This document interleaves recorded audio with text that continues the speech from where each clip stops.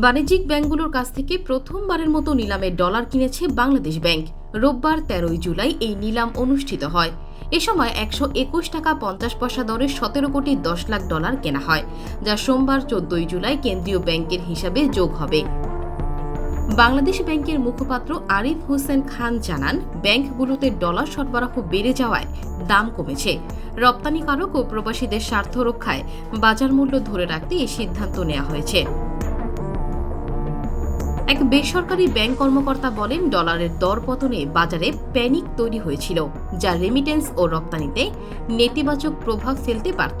তাই কেন্দ্রীয় ব্যাংক বাজারে স্থিতিশীলতা ফিরিয়ে আনতে এই পদক্ষেপ নেয়। এদিকে মার্কিন ডলারের বিপরীতে টাকার মান এক সপ্তাহে উল্লেখযোগ্য হারে বেড়েছে। এর ফলে বাজারে ডলারের দাম কমেছে প্রায় 2.90 টাকা। অর্থনীতিবিদ ও ব্যাংকারদের মতে এই পতনের মূল কারণ হল বাজারে ডলারের চাহিদা হ্রাস পাওয়া এবং রেমিটেন্স ও রপ্তানি আয়ের প্রবাহ বৃদ্ধি। জানা গেছে, গত বৃহস্পতিবার বেশ কয়েকটি ব্যাংক রেমিটেন্স ডলারের জন্য সর্বোচ্চ 120 টাকা পর্যন্ত রেট দেয়। কেউ কেউ 120.60 টাকা পর্যন্ত কিনলেও বেশিরভাগ ব্যাংক দিন শেষে 120 টাকার বেশি দিতে রাজি হয়নি। অথচ গত সপ্তাহে শুরুতে রেমিটেন্স ডলারের রেট ছিল 122.80 থেকে 122.90 টাকা। সে হিসাবে এক সপ্তাহে ডলারের দরপতন হয়েছে 2.90 টাকা।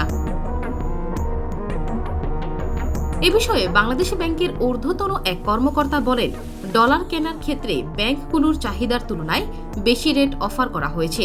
নিলামে ডলার বিক্রি করার জন্য অধিকাংশ ব্যাংক 120 টাকার আশেপাশে দর বেঁধে দেয়, তবে কেন্দ্রীয় ব্যাংক 121.50 টাকায় ডলার কিনেছে। প্রসঙ্গত, এর আগে বিভিন্ন সময় বাণিজ্যিক ব্যাংক থেকে নির্ধারিত দরে ডলার কিনেছে বাংলাদেশ ব্যাংক, তবে এবারই প্রথম সেটা নিলামের মাধ্যমে সংগ্রহ করা হলো।